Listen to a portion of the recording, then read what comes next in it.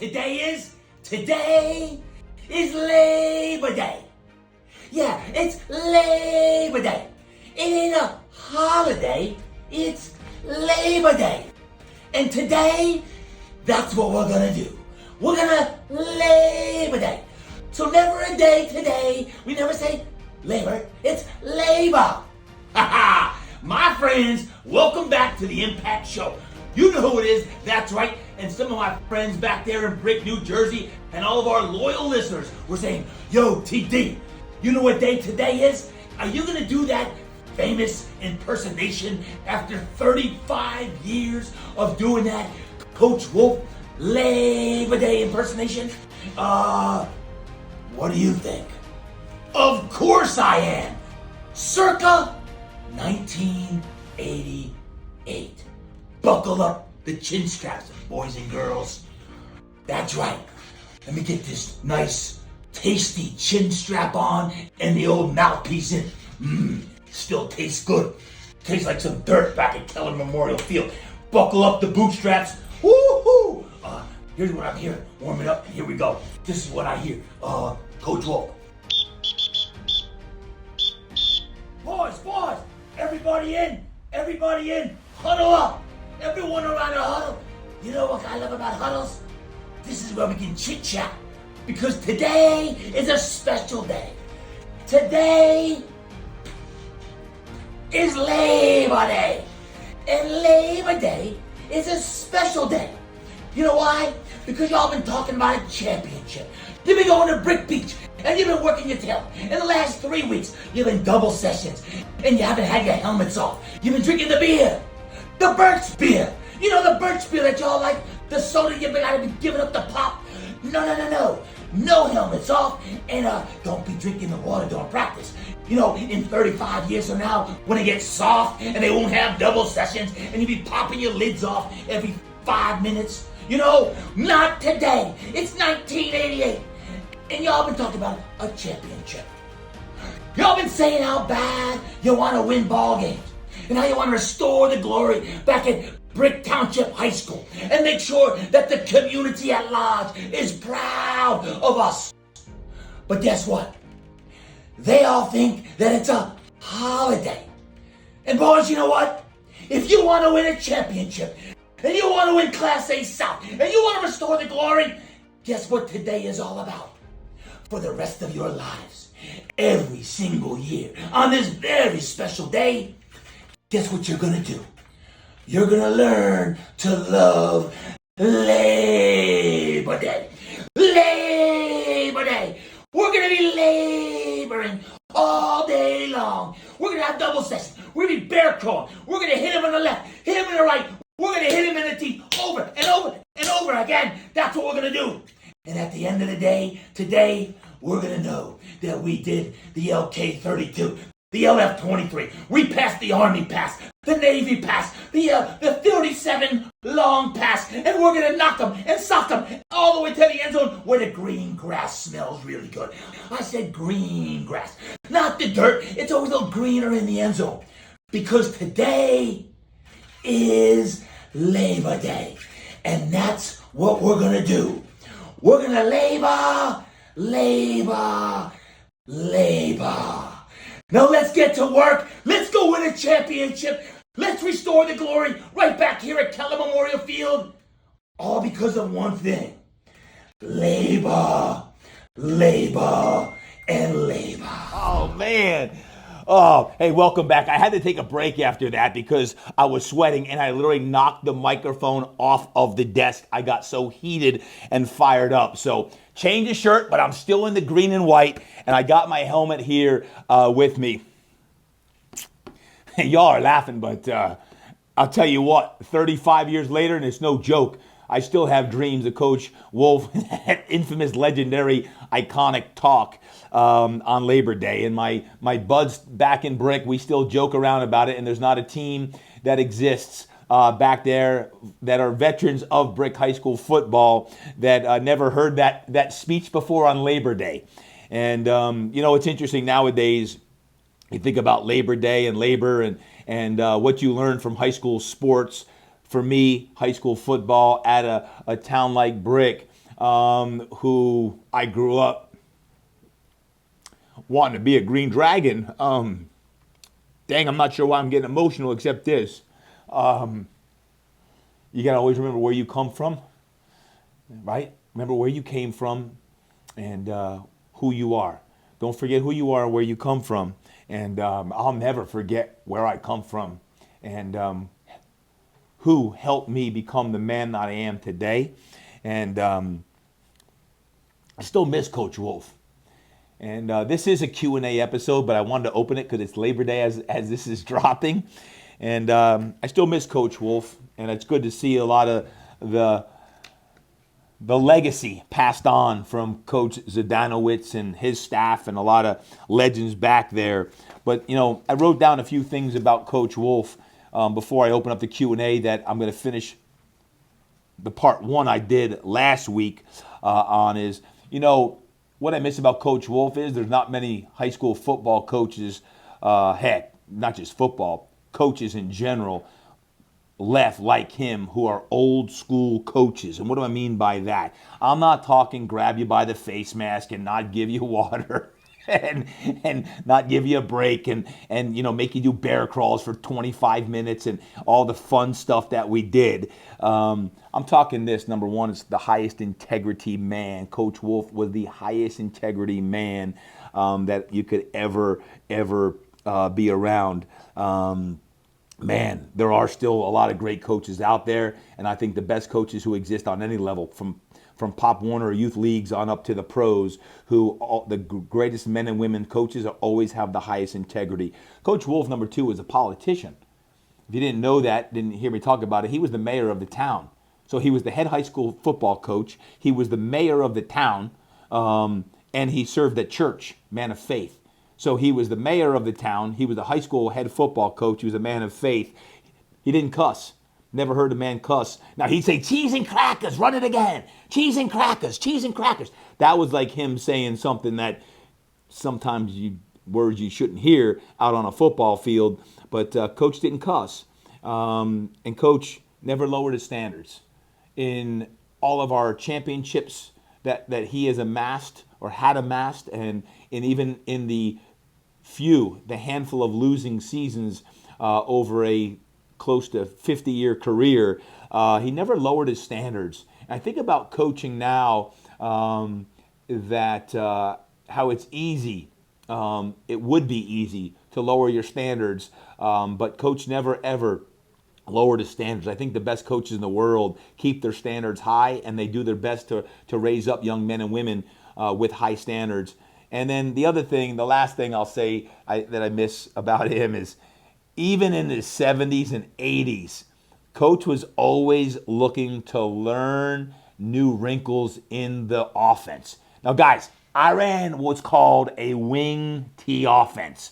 For all you folks in your 50s or above, you probably know what I'm talking about. For all you young cats out there, you're like, what the heck's a wing T on that, right? You're like the spread and all these different things. But I'll never forget my sophomore year, he came back from Syracuse. And Paul Pasqualoni, Coach Pasqualoni, and Dick Anderson from Rutgers. He came back with the Syracuse freeze option. And he's like, Durkin, I got the offense we're going to run. We're going to have a little break of the veer and the wing T. We're going to run the Syracuse freeze option. Well, every year he'd go to either Penn State or Rutgers or Syracuse and learn new wrinkles. I think the best coaches in the world, they're always looking to learn new things that they could bring back to make their already team or culture or offense even better. So on behalf of Coach Wolf and all of the coaches and teachers and administration and men and women back there in my beloved hometown of Brick, New Jersey, I just want to wish each and every one of you all around the globe a happy Labor Day. And never do you say labor again. It's labor, labor, labor. So thank you, Coach, for making me the man that I am. And I've certainly talked a lot about Coach Wolf, and I will to the day I die, because the impact he's made on me certainly will live not only with me but through me in all who I coach now, either in the gym, in business, in leadership, in any program we have going on. So, speaking of, it was a fun start with the Labor Day. I'll tell you what, if you're out there for a walk or you're working out right now, which a lot of you do because I see your comments coming through, and thank you for listening this week to the Labor Day episode. If you're lifting weight, get ready to put up a good PR today. If you're walking, good for you. You're going to do some deep thinking today because part 2 is going to be a takeoff of what I did last week in the part 1. I would say I'm sorry that it went a little long, but I'm not going to say I'm sorry it went a little long because we had some great questions from all of my friends who came in for the one day. But I left one question out on purpose because it's deep.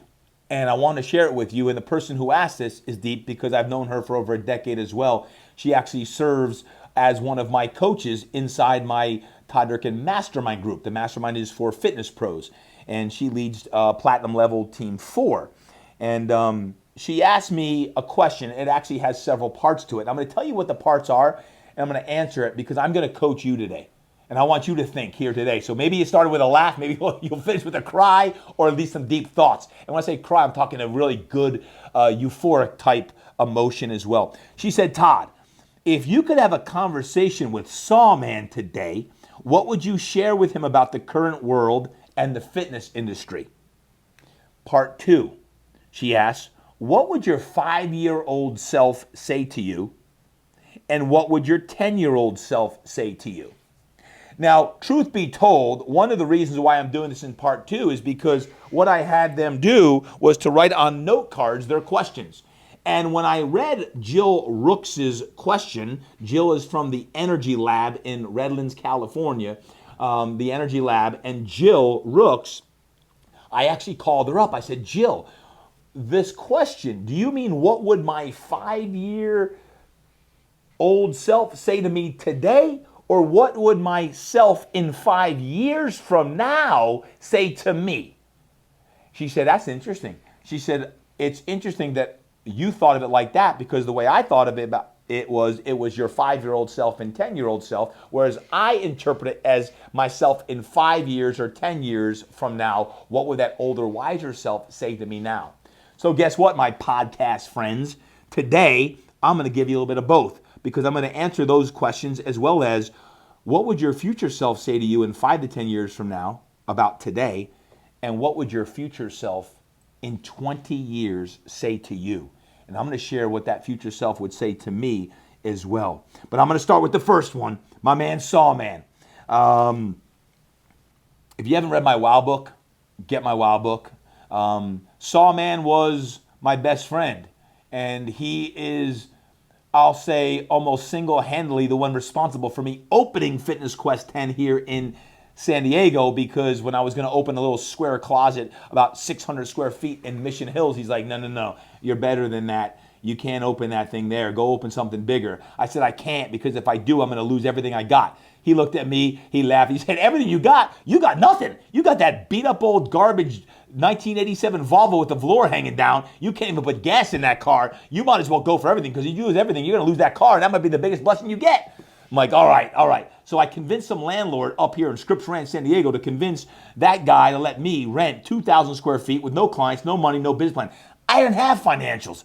I was coming out of grad school. So in 2012, Sawman was hit by a car, and he passed away tragically. And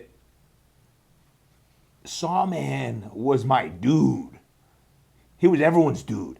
He had the ability to lift people up and encourage people. He went to every boot camp from 1998 to 2012 that I had. You can count the ones he didn't on one hand. The only time he didn't, when there was an IndyCar race that he was actually going to go to live on that. But Sawman was my biggest cheerleader. And I'll tell you what, we all need big cheerleaders in our life. Can I get an amen, anyone? You need a cheerleader, right? We all need cheerleaders. And the last I heard someone of like, hey, you're encouraging me too much, you're praising me too much, you're acknowledging me too much, was never. And Sawman was that guy for me. And he's served me really, really well in the time that he was alive. But let me tell you what, I miss that dude to this day. I miss him. I miss having a guy like that. But Sawman gave me perspective.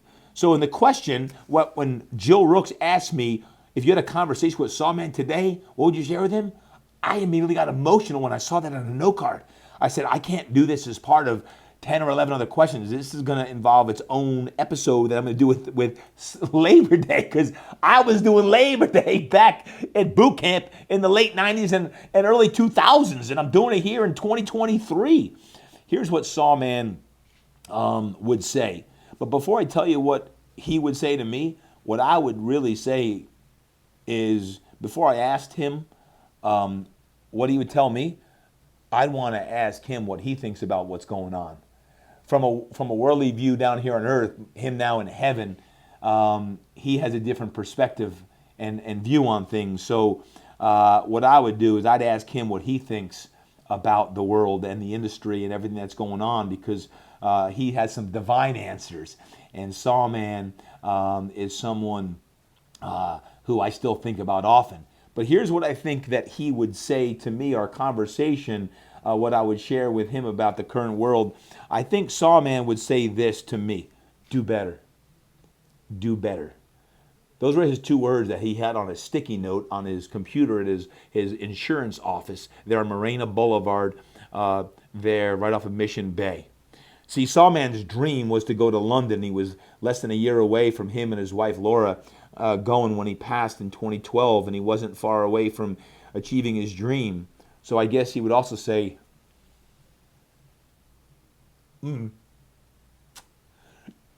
don't wait on your dreams.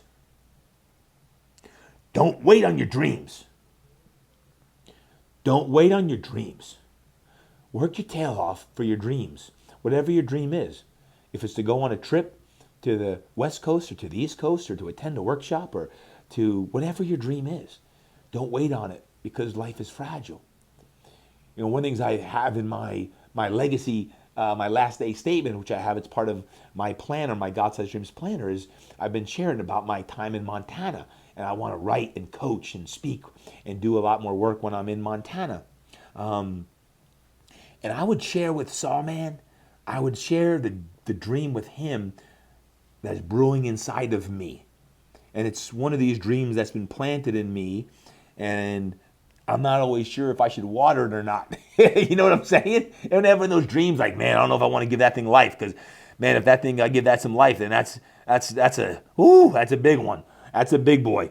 But I can hear Sawman's voice, and I can see that he's saying, you only live once, and you got to keep dreaming, and you got to keep playing, but whatever you do, do it better, and do it better, and do it better.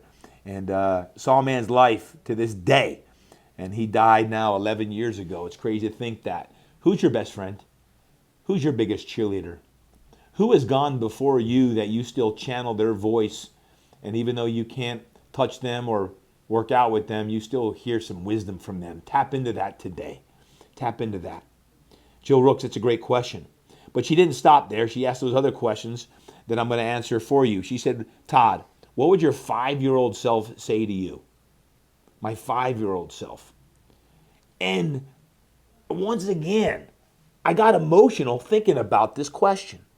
So my 5-year-old self brings me back to, I'm wearing the green and white shirt if you can't see me.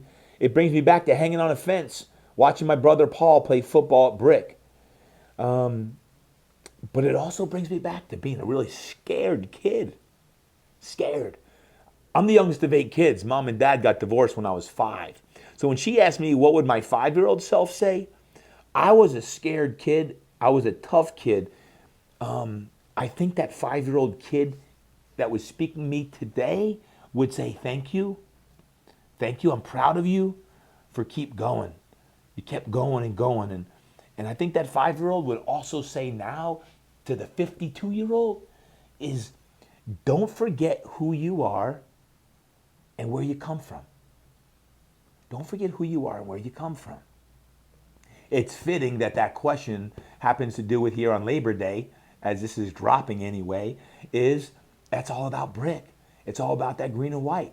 And wherever you come from, the mean streets of whatever town, or you come from a place that you had a silver spoon in your mouth, wherever it is, just don't forget where you come from, and you keep that in your spirit. You keep it in your soul. Think about you as a 5-year-old. What would your 5-year-old say to you?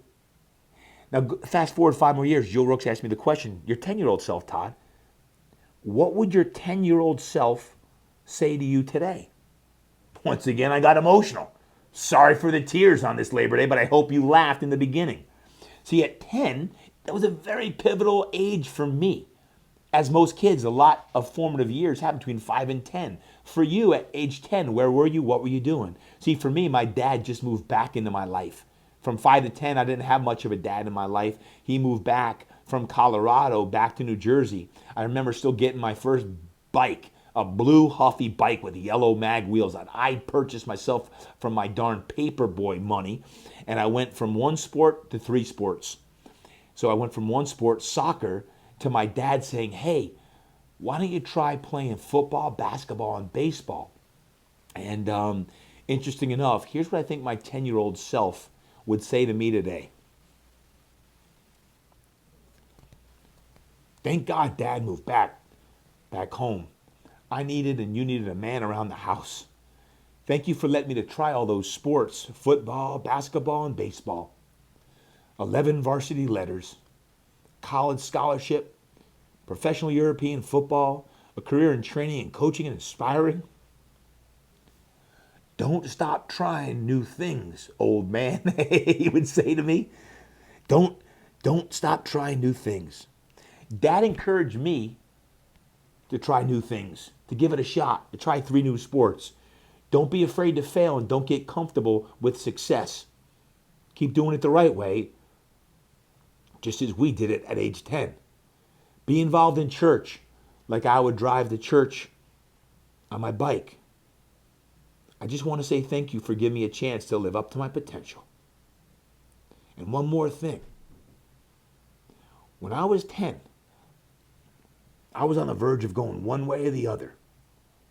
And fortunately, I went the right way. Thank you. A 10-year-old boy would say thank you. Remember, you're not a prisoner of your past. You can always use your past as fuel for the future. Joe Rooks, thank you for that question. I've never really thought about what would my 5-year-old and 10-year-old self say to me. But I ask you, the listener today, as you listen in, whatever day you're listening in is, what would the 5-year-old or 10-year-old self say to you today? Now, the second part of those questions was this. What about the person, the man or woman, 5 years from today, right now? What would the dude say in 5 years for me? This dude who would be 57, 58 years old, right? Depending on when I do it, but in 5 years, once again, guess what? I got emotional. Maybe it's just the time of the year, I don't know. But at age 58, that's when my dad died. That's 5 years away from now. So I began to think to myself, what if I had 5 years to live? What needs to get done now? What do I need to cement up? See, Luke and Brady are now in college, or they're done with college at that point, and McKenna would have only 2 years left in college in 5 years from now. Here's what that older, wiser man would say to me. Todd, it's about 2 things. Number 1 is your health. This is not the decade to fall apart. Dad did at 58 and died. Do what you need to do to make sure your health, your mindset, and your energy is operating at a high level. And 2, time. Maximize time with the kids right now. Luke and Brady just finished college.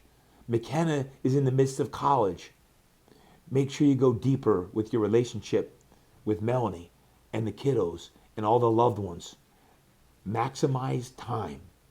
Here is what I would need you to do. Make some of the big moves in the next year to 2. Make them now at 52, 53, 54 years old. This is your time. Don't let current success lure you into the mindset of not having to do it. Do what you need to do. Can you hear me? I'm telling you, now is your time.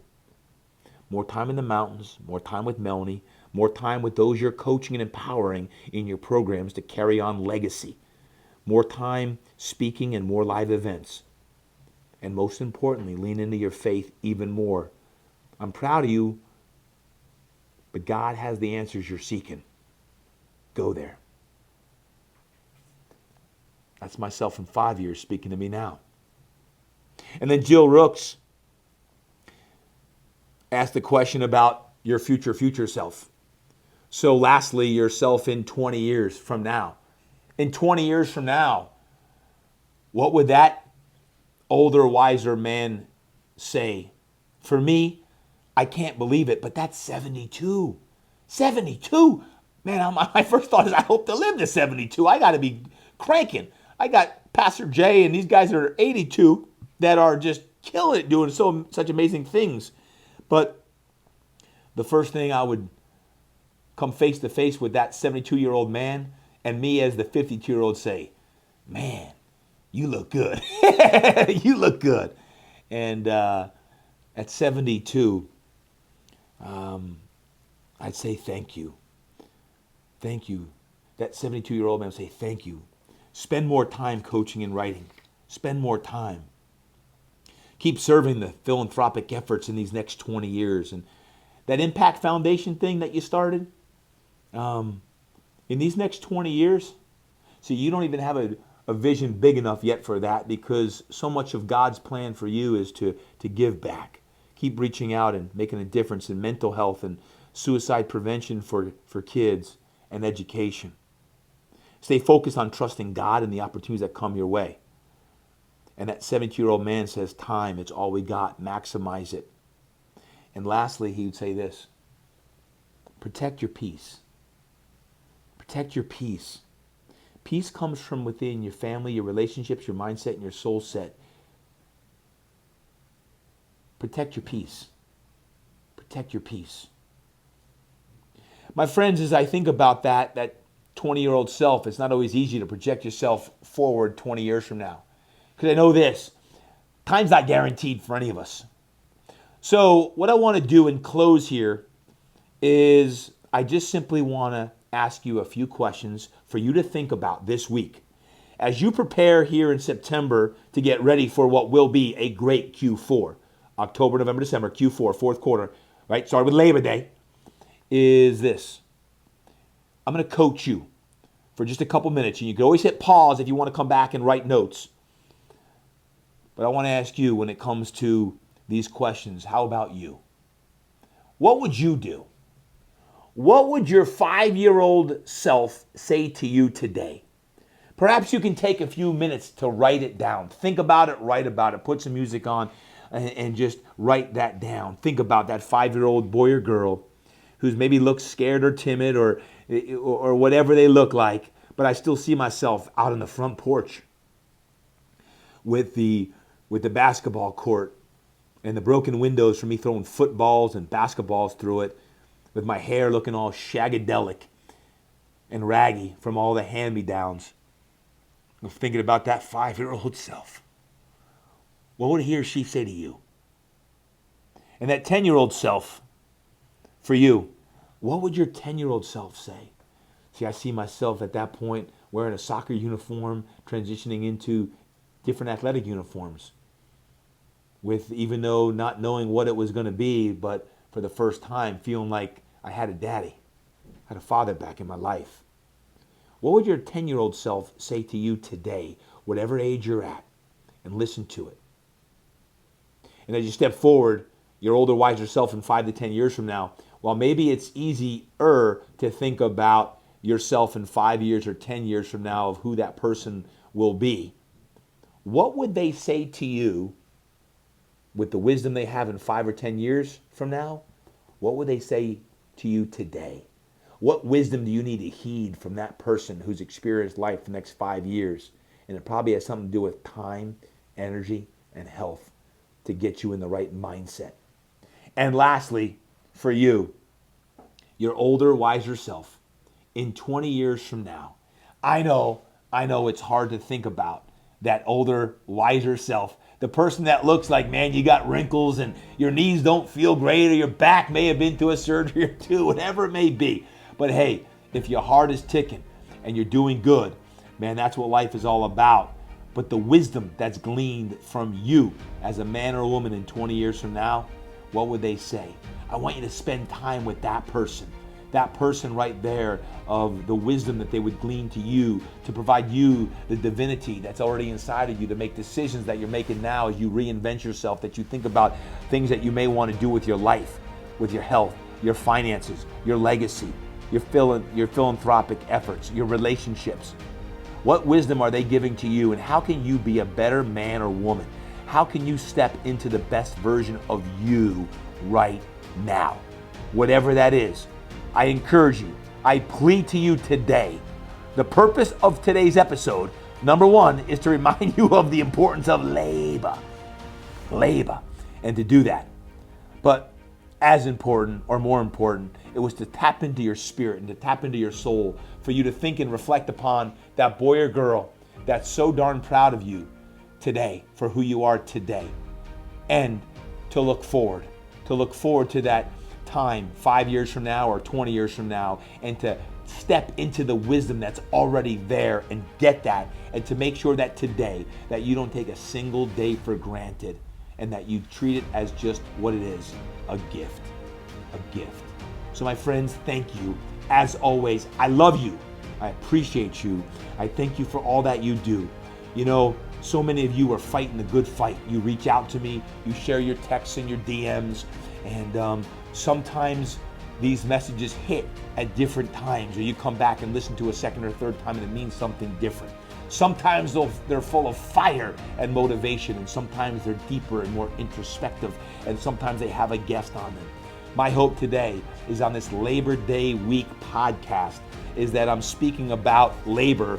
I'm also speaking of that man or woman, about that self for you to think about all the things that you are and that will continue to be. Thank you so much. God bless you. And I wanted to say this from the bottom of my heart, I see what y'all are doing and I appreciate you. And until next time, train hard, eat right, live inspired, create impact, and whatever you do, you got to labor.